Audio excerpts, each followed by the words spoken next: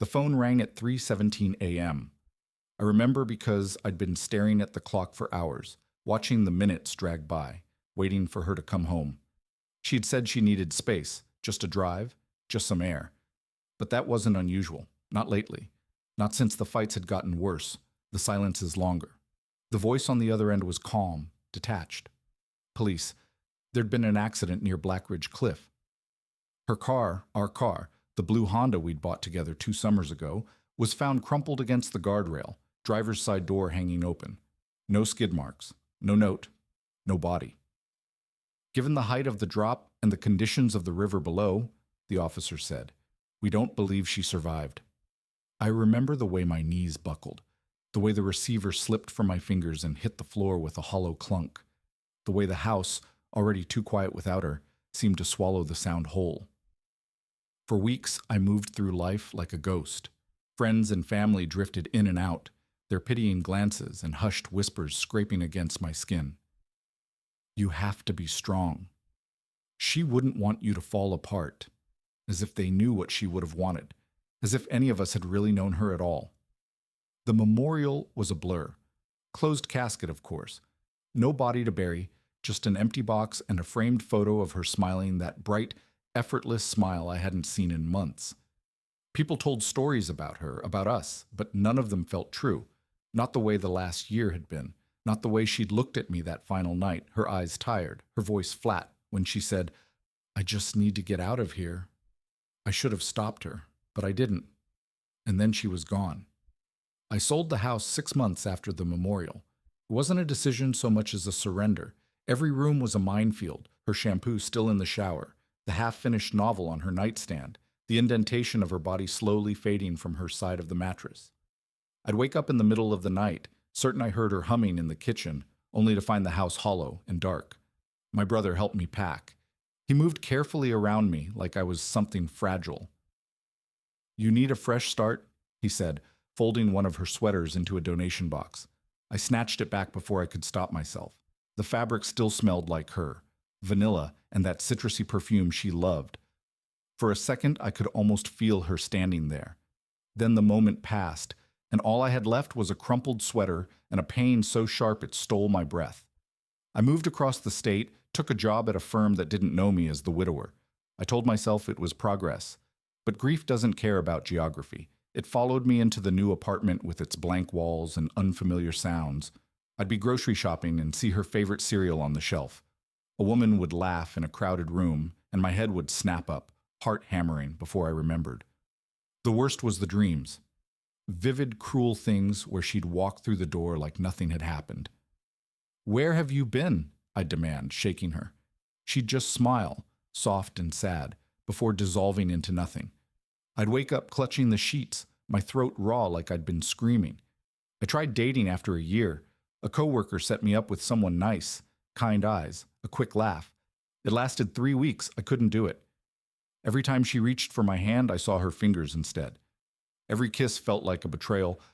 By the 3rd year, the sharp edges had dulled. I could say her name without flinching. I even packed away the last of her things, except for that sweater. That I kept tucked in the back of my closet like a secret. Then, on a rain-slicked highway in the middle of nowhere, I stopped for gas. And there she was, alive. The rain had been falling for hours when my fuel light blinked on. A battered sign announced, "Next services, 42 miles." As my wipers fought against the downpour, I almost kept driving. I hated these lonely highway stops with their flickering lights and stale coffee, but the needle was too close to empty to risk it. The gas station glowed like a mirage in the storm. I pulled up to the pump, the tires crunching over wet gravel. Through the rain-streaked window of the attached convenience store, I could see a lone cashier restocking cigarettes behind the counter. Something about the way she moved made me pause. It wasn't until I stepped inside, the bell jingling overhead, that my world tilted. She turned toward the sound, same sharp cheekbones, same way of tucking hair behind her left ear. Then our eyes met, and time stopped. The scar on her right hand sealed it. 3 tiny white lines from when she'd tried to slice limes for margaritas on our anniversary, and the knife slipped. I'd held pressure on the cuts while she laughed through tears, insisting she was fine. Now those same fingers trembled around a box of Marlboros. Her lips parted in silent shock. The coffee pot she'd been holding shattered on the linoleum. In that suspended second, 1,000 questions tore through me. How? Why? Who helped you disappear? But all that came out was a choked, "You're supposed to be dead." Her face drained of color. She glanced toward the employees only door, then back at me, calculating. I saw the exact moment she considered running, the slight shift in her stance, the way her fingers twitched toward her back pocket where keys might be. Then her shoulders slumped. "Daniel," she whispered, and hearing my name in that voice after all this time was like swallowing glass. Outside, the storm raged harder. A flash of lightning illuminated the panic in her eyes, the same look she'd gotten when I'd proposed, when we'd fought, when she'd walked out that final night. The cash register beeped behind us. An elderly man squinted at the confrontation. "Everything all right here?" "Fine," she said quickly, forcing a smile. "Just an old friend." I barely recognized her voice. The bell above the door jingled again as the old man left, leaving us alone in the fluorescent glare. The spilled coffee pooled around our feet like dark blood. "You have 5 seconds to start talking," I said, my voice low and dangerous in a way I didn't recognize. "Before I call the police and report a ghost." Her throat worked as she swallowed. "Not here," she whispered, eyes darting to the security camera in the corner. "There's a diner next door. I get off in 20 minutes. I barked out a laugh that made her flinch. "You think I'm letting you out of my sight?" My fingers closed around her wrist, the same way I'd grabbed her that last night when she'd tried to leave. The memory made us both freeze. She yanked her arm back, rubbing the spot where my fingers had been. "I'll meet you," she insisted. "I swear on—" "Don't." The word came out sharper than I intended. "You lost the right to swear on anything when you let me bury an empty casket." A car horn blared outside, startling us both. In that moment of distraction, she bolted for the employee door. I lunged after her, catching the edge of her apron as she twisted away. The fabric tore with a sickening rip. We stood there panting, pieces of her uniform dangling from my fist. Something in her face shifted then, the fear melting into resignation. "Okay," she breathed. "Okay." She led me to a cramped break room, smelling of stale microwave meals.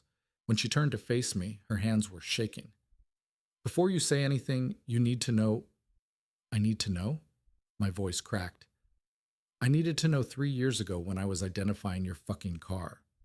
The words hung between us. Outside, the rain lashed against the windows like it was trying to get in. She sank into a plastic chair, her face in her hands.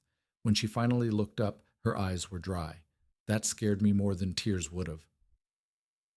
"You're right," she said quietly. "But the truth, it's worse than you think."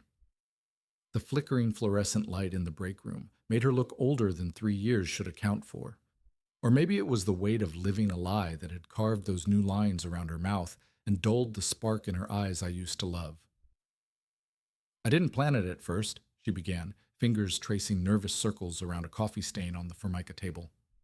"That night, our last fight, I really did just go for a drive.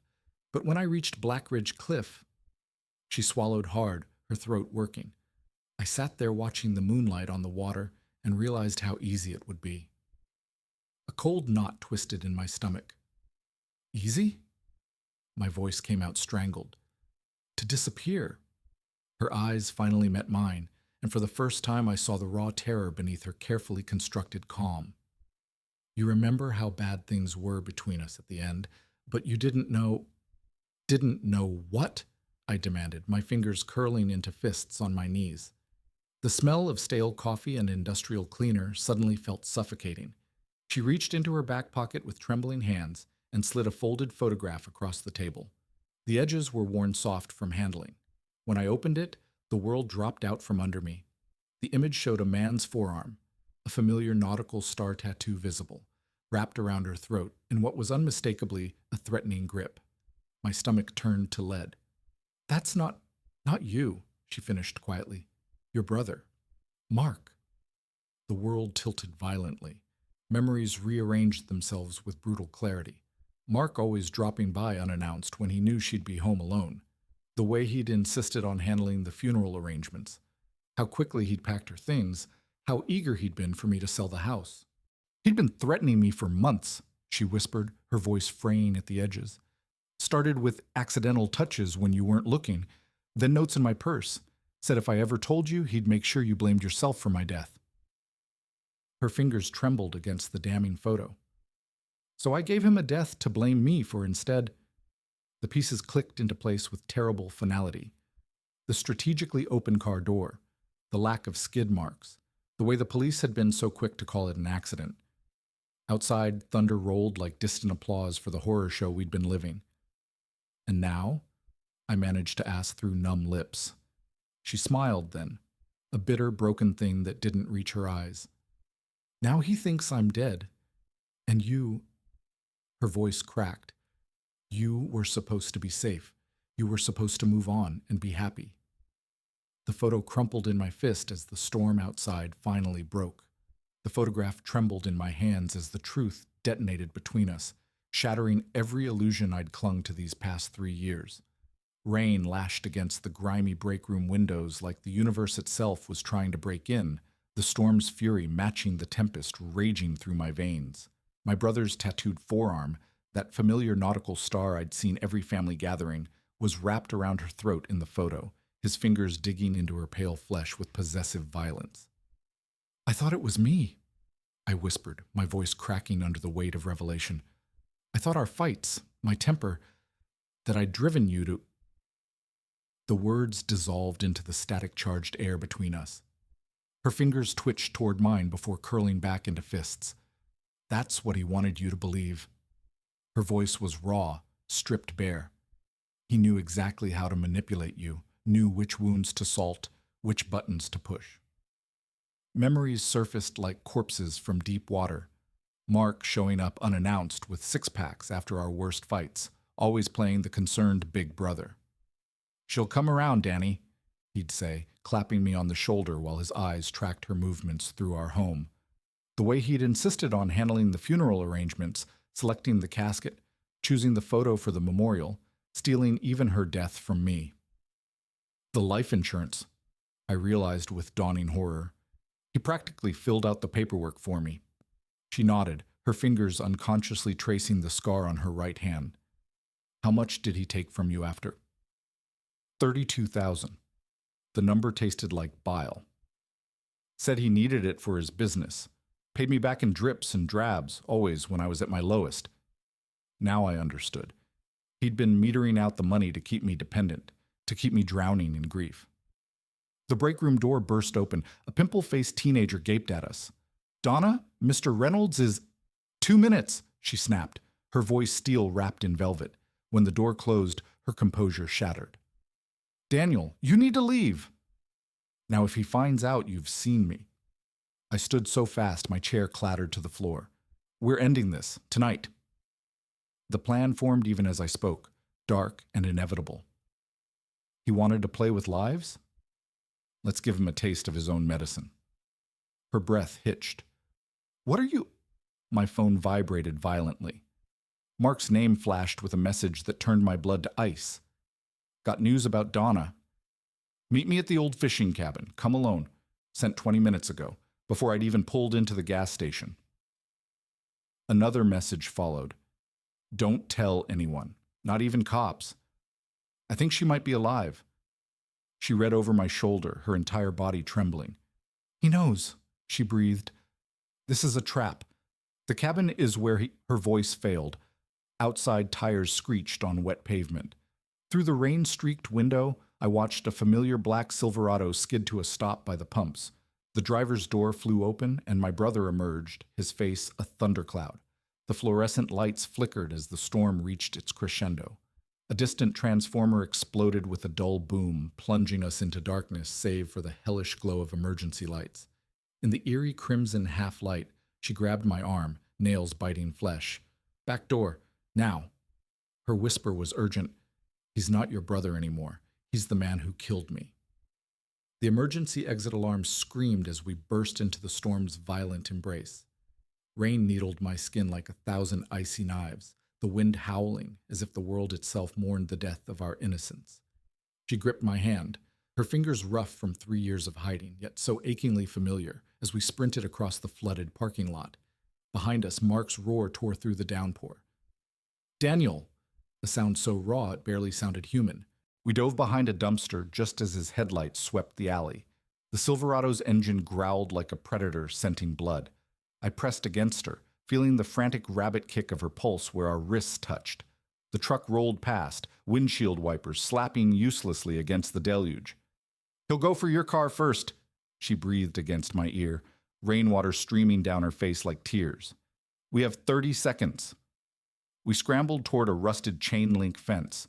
Her sneakers slipped on the wet pavement, but she hauled herself up with a strength I didn't recognize, this new version of her, forged in survival. I followed, the metal shivering under my weight. As I dropped to the other side, brakes shrieked near the gas pumps. The backyard we landed in stank of wet dog and rotting wood. Somewhere nearby, a porch light flickered. My phone buzzed, Mark calling. I silenced it, the vibration like a bomb counting down in my pocket. "Bus stop 2 blocks west," she panted, pushing soaked hair from her eyes. "If we can just—" Tires screeched onto the adjacent street. We flattened ourselves against the ground as the Silverado crawled by, Mark's silhouette rigid behind the wheel. Even through the storm, I saw the white-knuckled grip of his hands. She turned to me, rainwater mixing with the blood trickling from a cut on her temple. "He'll never stop," she whispered. "Not until one of us is dead." The unspoken truth hovered between us in the electric air. This wasn't an escape. It was a countdown. Somewhere in the drowning night, a bus hissed to a stop.